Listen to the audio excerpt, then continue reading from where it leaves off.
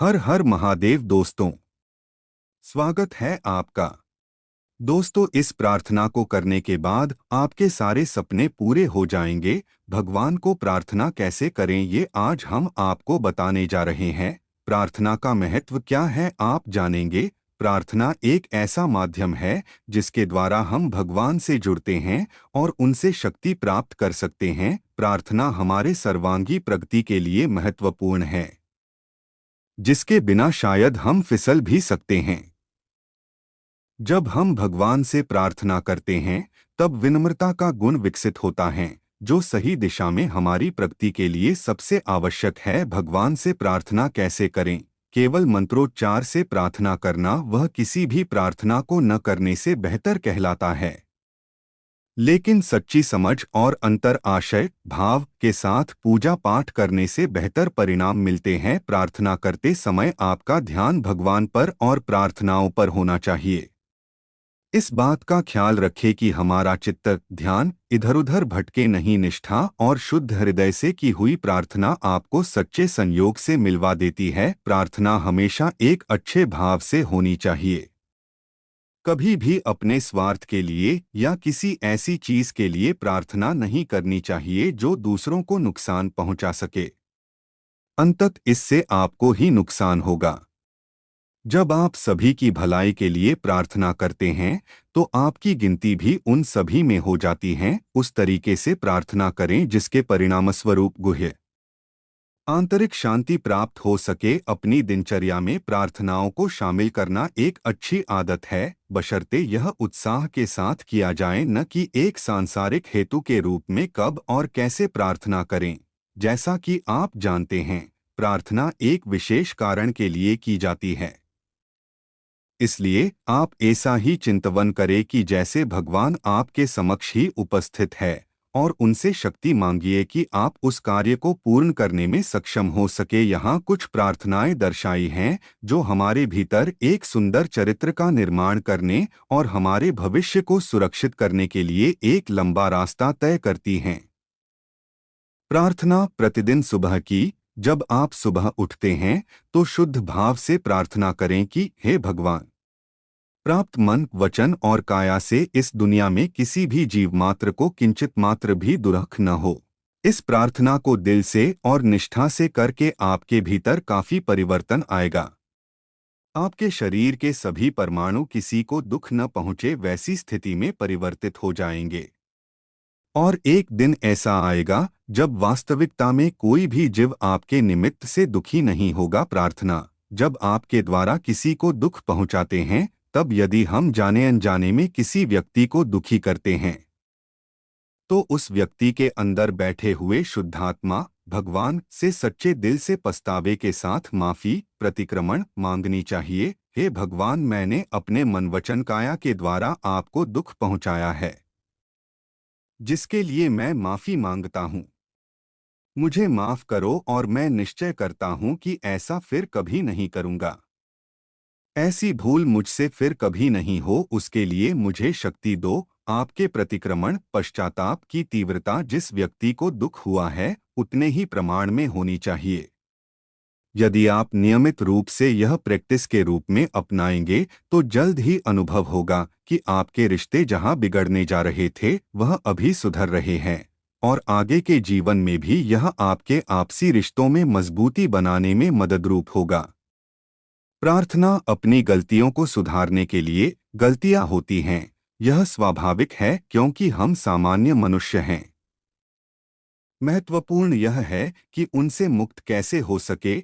ज्ञानी पुरुष ने हमें अपनी गलतियों से मुक्त होने का शुद्ध मार्ग दिखाया है। दिन के दौरान हुई गलतियों की एक सूची बनाएं।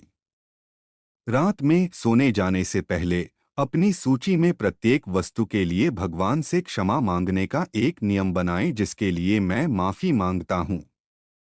मुझे माफ करो और मैं निश्चय करता हूँ कि ऐसा फिर कभी नहीं करूँगा। ऐसी भूल मुझसे फिर कभी नहीं हो, उसके लिए मुझे शक्ति दो। गलतियां बार बार होती रहेगी क्योंकि हमने उन्हें दूर करने के लिए कभी भी भगवान से प्रार्थना नहीं की है। प्रार्थना करने से छोटी गलतियां छूट जाएगी और बड़ी गलतियों का प्रमाण धीरे धीरे कम होता जाएगा। हमारी गलतियों से हम मुक्त हो जाएं, उससे से बेहतर और क्या हो सकता है। इसलिए अपनी गलतियों से मुक्त होने के लिए इस प्रार्थना को नियमित रूप से करें, लेकिन सकारात्मक पॉजिटिव भावना के साथ और न कि अपराधक भाव के साथ। प्रार्थना अच्छी तरह से अध्ययन के लिए, चाहे शैक्षणिक हो या आध्यात्मिक, शांत जगह पर बैठ जाएं। अपनी आंखें बंद करें और 10 मिनट के लिए निम्नलिखित वाक्य को पढ़ें। अपने मन में वह प्रत्येक शब्द का उच्चारण करें। दादा भगवान ना असीम जय जयकार हो। दादा भगवान हमारे भीतर वाले शुद्धात्मा को कहते हैं।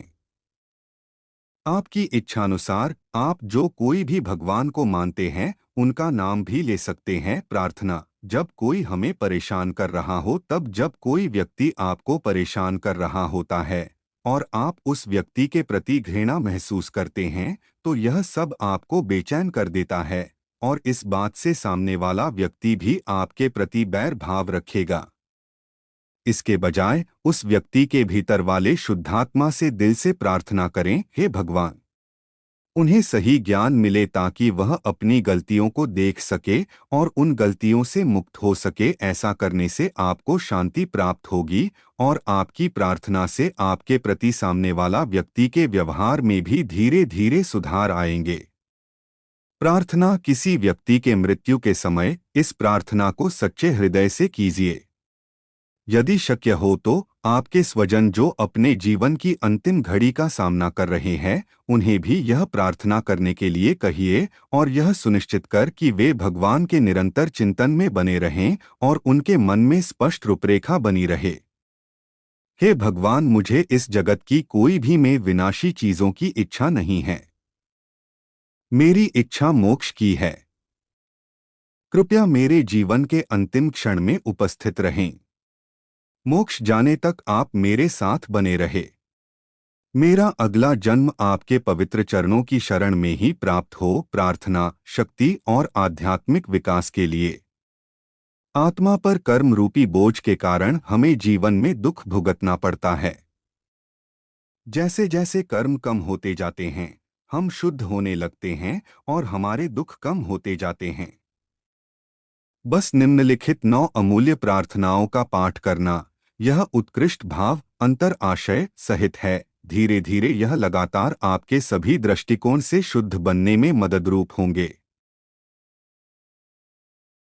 हे दादा भगवान, मुझे किसी भी देहधारी जीवात्मा का किंचित मात्र भी अहम न दुभे, न दुभाया जाए या दुभाने के प्रति अनुमोदना न की जाए। ऐसी परम शक्ति दो मुझे किसी देहधारी जीवात्मा का किंचित मात्र भी अहम न दुभे। ऐसी स्याद्वाद वाणी, स्याद्वाद वर्तन और स्याद्वाद मनन करने की परम शक्ति दो। हे दादा भगवान, मुझे किसी भी धर्म का किंचित मात्र भी प्रमाण न दुभे, न दुभाया जाए या दुभाने के प्रति अनुमोदना न की जाए। ऐसी परम शक्ति दो मुझे किसी भी धर्म का किंचित मात्र भी प्रमाण न दुभाया जाए। ऐसी स्याद्वाद वाणी, स्याद्वाद वर्तन और स्याद्वाद मनन करने की परम शक्ति दो। हे दादा भगवान, मुझे किसी भी देहधारी उपदेशक, साधु साध्वी या आचार्य का अवर्णवाद, अपराध, अविनय न करने की परम शक्ति दो। हे दादा भगवान, मुझे किसी भी देहधारी जीवात्मा के प्रति किंचित मात्र भी अभाव, तिरस्कार कभी भी न किया जाए, न करवाया जाए या कर्ता के प्रति न अनुमोदित किया जाए।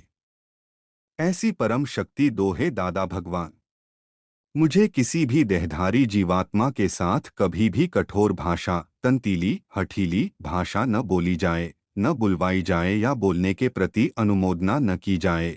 ऐसी परम शक्ति दो। कोई कठोर भाषा, तंतीली भाषा बोले तो मुझे मृदुरिजु भाषा बोलने की शक्ति दो। हे दादा भगवान, मुझे किसी भी देहधारी जीवात्मा का प्रत्यक्ष अथवा परोक्ष, जीवित अथवा मृत, किसी का किंचित मात्र भी अवर्णवाद, अपराध, अविनय न किया जाए, न करवाया जाए या कर्ता के प्रति अनुमोदना न की जाए।